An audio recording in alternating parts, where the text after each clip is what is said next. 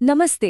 आज हम एक ऐसी कला की बात करने वाले हैं जो सच में हमारी जिंदगी की दिशा बदल सकती है, और वो है फोकस करने की कला। ये वो ताकत है जो हमें हमारे सपनों के बहुत करीब ले जा सकती है। तो चलिए शुरू करते हैं। कभी ऐसा महसूस हुआ है कि दिमाग एक ही टाइम पर हजारों जगहों पर दौड़ रहा है?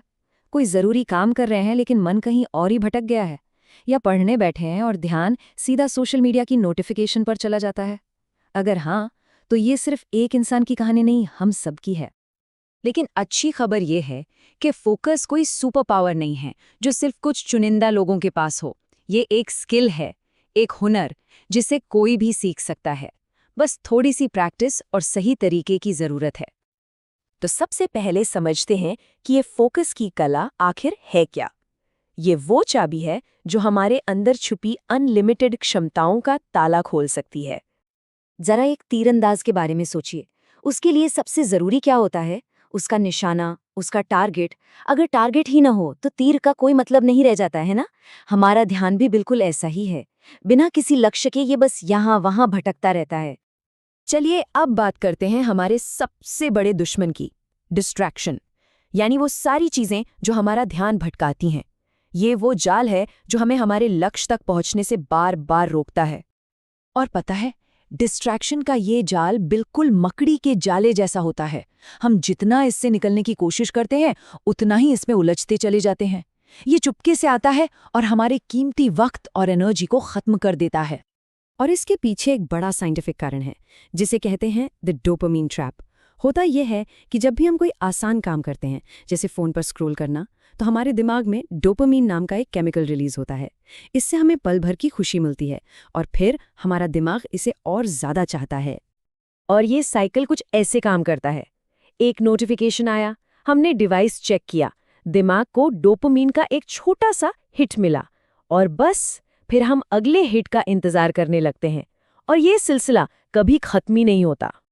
और अक्सर हमें लगता है कि मल्टीटास्किंग इसका जवाब है, पर सच तो ये है कि ये एक बहुत बड़ा मिथ है। जब हम एक काम से दूसरे काम पर कूदते हैं तो पीछे अटेंशन रेजिड्यू रह जाता है।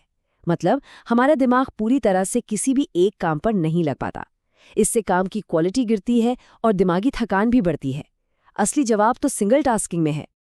तो सवाल ये है कि इस जाल से बाहर कैसे निकलें?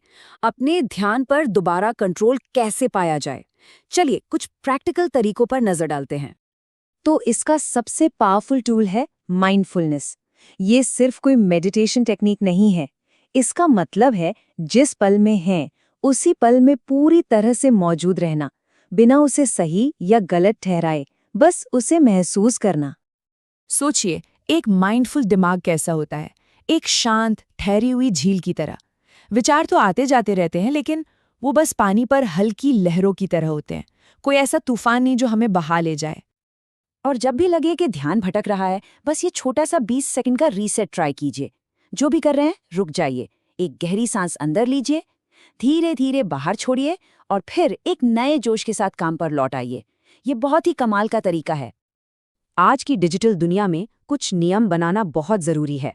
जैसे दिन में कुछ समय टेक्नोलॉजी से बिल्कुल दूर रहने का तय करें, फोन की फालतू नोटिफिकेशंस बंद कर दें, और सबसे जरूरी, जब आप अपने परिवार या दोस्तों के साथ हों तो फोन को दूर रखकर पूरी तरह से उनके साथ मौजूद रहें।